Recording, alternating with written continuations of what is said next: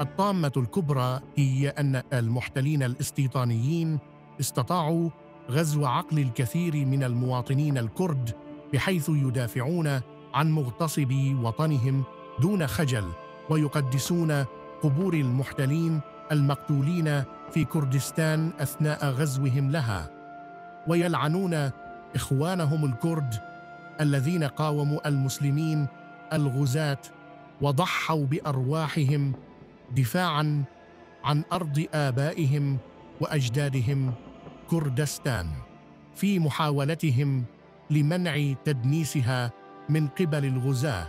غزوا عقول الكثيرين من الكرد، خلقوا ازدواجية في أفكار ومواقف هؤلاء، فمن جهة يدعون نصرتهم لشعبهم الكردي، ومن جهة ثانية يدافعون عن الإسلام الذي تسبب في احتلال بلادهم كردستان من قبل العرب والأتراك والفرس.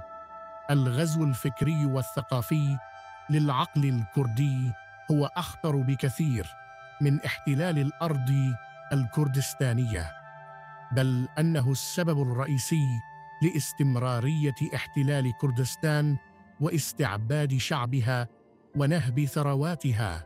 يجب العمل على تحرير عقول هؤلاء الكرد من غزو المحتلين، وعندئذ نضمن تحرير كردستان واستقلالها وتوحدها.